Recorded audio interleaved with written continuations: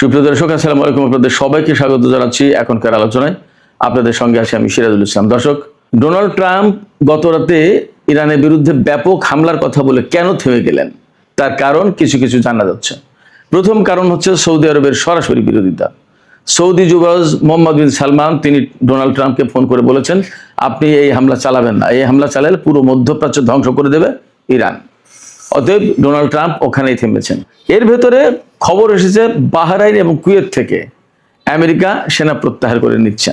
বলা হচ্ছে এই সমস্ত সেনা ইসরায়েল এবং ইউরোপের কোনো কোনো দেশে রাখা হবে। এটাকে আমেরিকা রিডিপ্লয়মেন্ট বা নিরাপত্তা পুনর্বিন্যাস বলছে।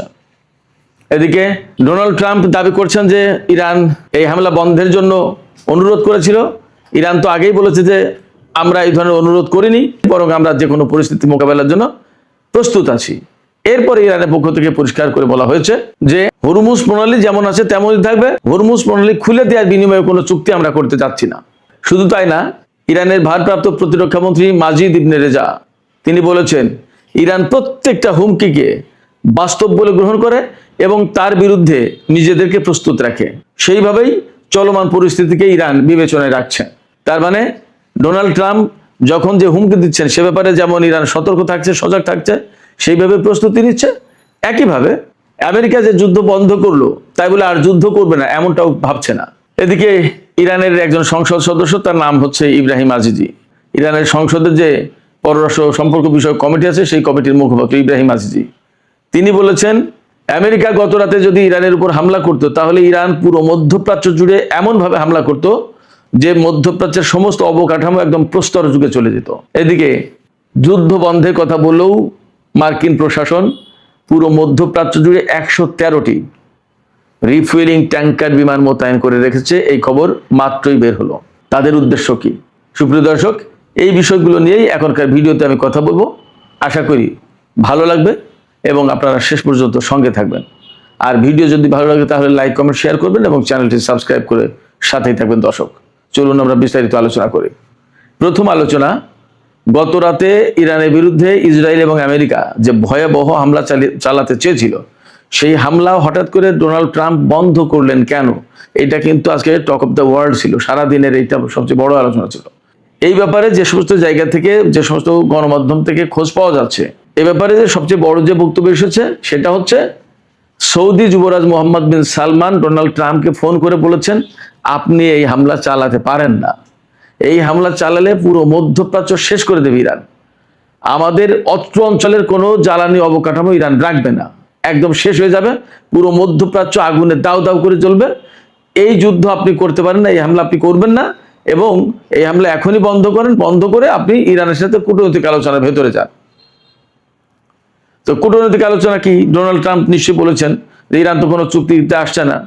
তখন নিশ্চয়ই তিনি, অর্থাৎ সৌদি যুবরাজ বলেছেন ইরান তো কূটনীতিতে ছিল, সেখানে ভেঙে গেল কেন, কি ব্যাপার, ওগুলো ঠিকঠাক করেন। এইভাবে হয়তো কথাবার্তা হয়েছে, হয়তো ডিটেলস আলোচনা হয়েছে, সে সব কথা তো আর আসেনি, সব কথা আসছেও না। তো সৌদি যুবরাজের বিরোধিতার মুখে মূলত মার্কিন প্রেসিডেন্ট ডোনাল্ড ট্রাম্প এই হামলা বন্ধ করেছেন। এটা একটা দিক। আর বাস্তবতা নিরিখে যে বিষয়টা থাকছে সেটা হচ্ছে যে সত্যি সত্যি ইরানের যে প্রস্তুতি ছিল, গত রাত আমি ব্যক্তিগতভাবে 3টার পরে ঘুমিয়েছি, কারণ যুদ্ধ একটা হওয়ার প্রবল আশঙ্কা ছিল, সেইভাবে প্রস্তুত ছিল। এবং এর বিপরীতে ইরান সর্বোচ্চ সতর্ক অবস্থায় ছিল। ইসরায়েলের সামরিক বাহিনীকে যেমন হাইয়েস্ট অ্যালার্টে রাখা হয়েছিল, ইরান জুড়ে ইরানের সামরিক বাহিনী একই অবস্থায় ছিল এবং তাদের প্ল্যান ছিল যত বড় হামলাই হোক না কেন, হামলা প্রতিরোধ করে ইসরায়েল এবং পুরো মধ্যপ্রাচ্যের অবকাঠামো একদম শেষ করে দেওয়া হবে। এই যে অবস্থা ছিল, এই অবস্থায় আসলে কারোর কোনো রক্ষা ছিল না। ইরানের ক্ষয়ক্ষতি যা হতো হতো, কিন্তু ইরান পাল্টা যে হামলা চালাতো তাতে রিয়েলি যে সিচুয়েশন তৈরি হতো তাতে মধ্যপ্রাচ্যকে চেনা যেত না আসলে। সেই জায়গায় সৌদি যুবরাজ মোহাম্মদ বিন সালমান মধ্যপ্রাচ্যকে বলা যায় যে বাঁচিয়ে দিয়েছেন। এরপর ডোনাল্ড ট্রাম্প কি বলবেন সারা বিশ্বের কাছে? তিনি তো বলেছেন যে আজ রাতেই ইরানের উপরে হামলা চালানো হবে এবং তার জন্য ইসরায়েল এবং আমেরিকা একসাথে কাজ করতে যাচ্ছে। ডোনাল্ড ট্রাম্প যখন সৌদি যুবরাজের ফোনের পর হামলা বন্ধ করলেন তখন তিনি কি বলবেন? তিনি বলেন যে ইরান এবং মধ্যপ্রাচ্যের কয়েকটি দেশ তাকে অনুরোধ করেছেন যুদ্ধ বন্ধ হওয়ার জন্য এবং ইরান চুক্তির জন্য রাজি হয়েছে। ডোনাল্ড ট্রাম্প তার ট্রুথ সোশ্যালে বলেছেন যে আমি যে শর্ত দিচ্ছি সেই শর্ত হতে হবে এরকম যে হরমুজ প্রণালী তাৎক্ষণিকভাবে খুলে দেবে ইরান এবং ইরানের পরমাণু হুমকি দূর করবে, অর্থাৎ পরমাণু কর্মসূচি বাতিল করবে। ইরান নাকি এই ব্যাপারে রাজি হয়েছে, অথচ ইরানের পক্ষ থেকে একদম সরাসরি বিবৃতি দেওয়া হয়েছে ইরানের পররাষ্ট্র মন্ত্রণালয়ের পক্ষ থেকে, ইরানের পররাষ্ট্রমন্ত্রীর পক্ষ থেকে, যে এই ধরনের কোনো আলাপ আলোচনা বক্তব্য ইরানের পক্ষ থেকে দেয়া হয়নি। একদম ডাহা মিথ্যা কথা ডোনাল্ড ট্রাম্প বলেছেন, এইভাবে বলছেন। এখন ডোনাল্ড ট্রাম্প কেন বললেন এই কথা? তাহলে ওই যে নিতান্তই মুখ রক্ষার জন্য। এবং বাস্তবতা হচ্ছে কি, এর আগে কয়েকবার ডোনাল্ড ট্রাম্প এরকম হুমকি ধমকি দিয়েছেন, ভয় দেখিয়ে ইরানকে চুক্তিতে বাধ্য করতে চান, সারেন্ডার করাতে চান। কিন্তু ইরানের বক্তব্য হচ্ছে যে আমেরিকার কাছে তো ইরান সারেন্ডার করবে না। এবং শুধু তাই না, যুদ্ধ আমেরিকা শুরু করেছে, কিন্তু যুদ্ধ আমেরিকা শেষ করতে পারবে না। যুদ্ধ আমাদের কথাই শেষ হবে, অর্থাৎ আমরা যেদিন বলবো যে আজকে যুদ্ধ শেষ, সেদিন শেষ। এর মানে হচ্ছে মধ্যপ্রাচ্যে আমেরিকাকে অনেক বড় খেসারত দিতে হবে মনে হচ্ছে, ইরান ছেড়ে দেবে না। কারণ ইরান বিষয়টা এইভাবে দেখছে, তাদের সর্বোচ্চ নেতাকে হত্যা করা হয়েছে, তাদের বহু সংখ্যক বেসামরিক লোকজনকে হত্যা করা হয়েছে এবং তাদের প্রচুর সংখ্যক অবকাঠামো ধ্বংস করা হয়েছে।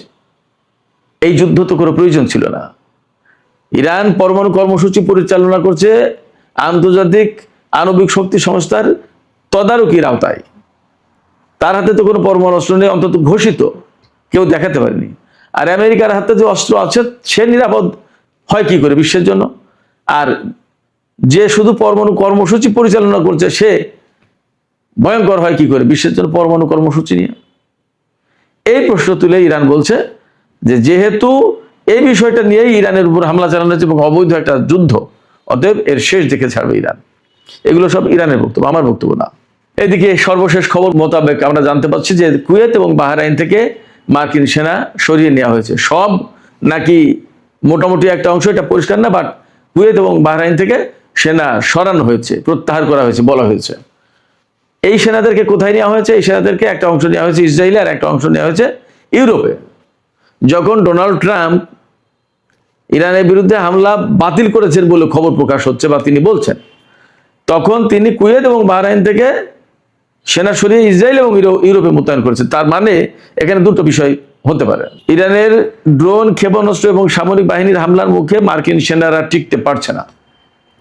মধ্যপ্রাচ্যে কোনো ঘাঁটি আর নিরাপদ নয়। এই কারণে আমেরিকা তাদের সেনাদেরকে সরিয়ে নিচ্ছে, প্রত্যাহার করে নিচ্ছে। এটা একটা কারণ হতে পারে এবং এটা যথেষ্ট সম্ভাবনা বেশি, এটা বাস্তবতা। আর দুই হচ্ছে যে ইসরায়েল এবং ইউরোপে নিয়ে তুলনামূলক নিরাপদ দূরত্বে নিয়ে এদেরকে দিয়ে যুদ্ধ করাবে।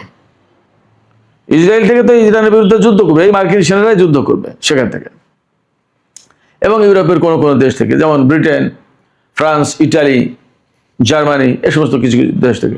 সম্প্রতি নাম এসছে বুলগেরিয়ার, এই সমস্ত দেশের ঘাঁটি থেকে। ইরান তো বলে দিয়েছে ইউরোপের কোনো দেশ যদি আমেরিকাকে সহযোগিতা করে তাহলে সেই সমস্ত দেশের উপর হামলা চালানো হবে। দেখা যাক কি হয়। ব্রিটেন অবশ্য বলেছে যে তারা নিজেদের জাতীয় স্বার্থকেই প্রাধান্য দেবে আগে।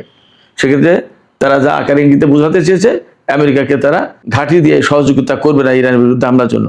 আমরা অপেক্ষা করি আসলে কি হতে যাচ্ছে। তো ইসরায়েলে যে মার্কিন সেনা মোতায়েন করা হয়েছে, যদি ইরাক থেকে, কুয়েত থেকে বা বাহরাইন থেকে সেনা প্রত্যাহার করা হবে তাহলে আমেরিকায় নিয়ে যাক, কেন ইসরায়েলে রাখা হচ্ছে? তার মানে এদেরকে দিয়ে ইরানের বিরুদ্ধে যুদ্ধ করানোর টার্গেট থাকতে পারে। এবং এরই অংশ হিসেবে সম্ভবত 113টি রিফুয়েলিং ট্যাঙ্কার মধ্যপ্রাচ্যে মোতায়েন করা হয়েছে, মধ্যপ্রাচ্যের বিভিন্ন দেশে। কোথায় কোথায় উই ডোন্ট নো, বাট বলা হচ্ছে মধ্যপ্রাচ্যের বিভিন্ন দেশে। সেটা হতে পারে জর্ডান, ইসরায়েল তো আছেই, তুরস্ক হতে পারে, জানি না কোন কোন দেশে, আজারবাইজানে হতে পারে, কোথায় কোথায় আমরা শিওর না, দেখা যাক। তো এই পরিস্থিতিতে ইরানের উপরে যে আমেরিকা এখনো হামলা চালানোর চিন্তা করছে, এটা মোটামুটি পরিষ্কার। এই রিফুয়েলিং ট্যাঙ্কার এবং মার্কিন সেনা ইউরোপ আর ইসরায়েলে সরিয়ে নেওয়ার কারণে ধারণা করা হচ্ছে যে তারা ইরানের বিরুদ্ধে হামলা চালাতে চায়, বেটার টাইমের জন্য অপেক্ষা করছে। বাট ইরান কি করবে? ইরান ডোনাল্ড ট্রাম্পের এই কথায় একদম চুপ হয়ে যায়নি, এটা তাদের পক্ষ থেকে বলা হয়েছে। ইরানের ভারপ্রাপ্ত প্রতিরক্ষা মন্ত্রী মাজিদ ইবনে রেজা তিনি বলছেন যে ইরান শত্রুর হুমকিকে বাস্তব এবং বিশ্বাসযোগ্য বলে মনে করে এবং সেই কারণে যে কোনো হুমকিকে তারা সিরিয়াসলি নেয় এবং সেইভাবে প্রস্তুতি নেয়। তিনি এই কথা দিয়ে যা বলতে চেয়েছেন সেটা হচ্ছে এই যে আমেরিকা যে সমস্ত হুমকি ধমকি দিচ্ছে এগুলোকে কোনো সময় ইরান কম গুরুত্ব দিচ্ছে না, তারা এগুলোকে খুবই গুরুত্ব দিচ্ছে এবং খুব সিরিয়াসলি তার বিরুদ্ধে প্রস্তুতি দিচ্ছে। ডোনাল্ড ট্রাম্প যে বলেছেন যে আমরা যুদ্ধ বাতিল করলাম, ইরান এটাও বিশ্বাস করছে না। ইরান মনে করছে হয়তো এটা চালাকি হতে পারে, একটা কৌশল হতে পারে, আমাদেরকে বোকা বনে দিয়ে তারা আমাদের উপর হামলা চালাবে। অতএব আমেরিকা হামলা চালাক আর না চালাক, তাদের বিরুদ্ধে ইরান অল টাইম প্রস্তুত। ইরানের আমি আগেই বলেছি একজন সংসদ সদস্য ইব্রাহিম আজিজি, তিনি বলেছেন যে আমেরিকা যদি গত রাতে হামলা চালাতো ইরানের উপরে, তাহলে মধ্যপ্রাচ্যের প্রত্যেকটা অবকাঠামো, বিশেষ করে বিদ্যুৎ, জ্বালানি এবং বিমান, এগুলোর কথাও আসছে, একেবারে ধ্বংস করে দেওয়া হতো, একদম স্টোন এজ, যেটা প্রস্তর যুগে পাঠিয়ে দেওয়া হতো। অর্থাৎ যখন আধুনিকতার কোনো ছোঁয়া ছিল না, ওইরকম একটা অবস্থা মধ্যপ্রাচ্যে তৈরি করে ফেলা হতো। মার্কিন প্রেসিডেন্ট ডোনাল্ড ট্রাম্প গতকাল কেন হামলা বন্ধ করেছে তার আরেকটা কারণ আছে। আল জাজিরা বলছে মার্কিন সশস্ত্র বাহিনীর চিফ অফ স্টাফের চেয়ারম্যান জেনারেল ড্যান কেইন, তিনি উদ্বেগ প্রকাশ করে বলেছেন যে আমেরিকার হাতে এই মুহূর্তে যে পেট্রিয়ট ইন্টারসেপ্টর আছে বা থার্ড ইন্টারসেপ্টর আছে, তা দিয়ে বড় কোনো যুদ্ধ মোকাবেলা করা যাবে না। আন্তর্জাতিক যে নিরাপত্তা গবেষণা ইনস্টিটিউট ICIS, যেটা, তারা বলছে আমেরিকার হাতে যুদ্ধের আগে 2300 অর্থাৎ 2300 পেট্রিয়ট ইন্টারসেপ্টর ছিল, এখন আমেরিকার হাতে মাত্র 827টি। এটা মারাত্মক রকমের উদ্বেগজনকভাবে কমে গেছে। তো ইরানের বিরুদ্ধে গত 5 মাসে যদি এতগুলো পেট্রিয়ট ইন্টারসেপ্টর চলে যায়, তাহলে থার্ড বা আদার কি অবস্থায়, থার্ডের অবস্থা আরো করুন। তাহলে আমেরিকার সাথে যদি চীনের বা রাশিয়ার বা আরো কারোর যুদ্ধ লেগে যায়, তাহলে তারা কি করবে? অথবা ইরান যদি আরো 5 মাস যুদ্ধ টেনে নিয়ে যায়, তখন তার হাতে তো কিছুই থাকবে না, তখন কি করবে? এখনই তো ইরাক বা মধ্যপ্রাচ্যের বিভিন্ন জায়গায় এমন অবস্থা যে সেখান থেকে পেট্রিয়ট সিস্টেম, থার্ড সিস্টেম সরিয়ে নেওয়ার কারণে ইরানের ক্ষেপণাস্ত্র, ড্রোন যাচ্ছে আর আসছে, কোনো ব্যাপারই না। এমনকি ইরানের বিমান দিয়ে বিভিন্ন জায়গায় টহল পর্যন্ত দেওয়া হয়েছে, আমেরিকা কিছু করতে পারেনি। এই অবস্থায় মার্কিন বাহিনী প্রকৃতপক্ষেই অস্ত্র শস্ত্র অনেক দুর্বল হয়ে গেছে, এমনটাও বলা হচ্ছে। দেখা যাক কি পরিস্থিতি হয়। আগামী 2-1 দিনের ভিতরে আরো পরিস্থিতি অনেকটা ক্লিয়ার হবে। সুপ্রিয় দর্শক, এখনকার আলোচনা এখানে শেষ করতে চাই। আলোচনা শেষের আগে আপনাদের মতামত জানতে চাই। মার্কিন প্রেসিডেন্ট ডোনাল্ড ট্রাম্প বারবার বলছেন যে ইরান এবং মধ্যপ্রাচ্যের কয়েকটি দেশ অনুরোধ করেছে, তাই তিনি যুদ্ধ বন্ধ করেছেন। আপনাদের কি মনে হয়, ইরান কি আসলে ডোনাল্ড ট্রাম্পকে যুদ্ধ বন্ধ করার জন্য বা ইরানের উপরে হামলা না চালানোর জন্য কি অনুরোধ করেছে বলে মনে হয়? এবং এই যে মধ্যপ্রাচ্যে 113টি রিফিলিং ট্যাঙ্কার বিমান মোতায়েন করা আছে, এগুলো কিসের জন্য? যুদ্ধ কি বন্ধই হয়ে গেল ইরানের বিরুদ্ধে? এমন কি মনে হচ্ছে আপনাদের? আপনাদের মতামত জানিয়ে কমেন্টে লিখতে পারেন। আর ভিডিও ভালো লাগলে লাইক কমেন্ট শেয়ার করবেন এবং চ্যানেলটি সাবস্ক্রাইব করে সাথেই থাকবেন। দর্শক, এখনকার মতো আলোচনা এখানে শেষ করছি। আপনারা সবাই অনেক অনেক ভালো থাকুন। আল্লাহ হাফেজ।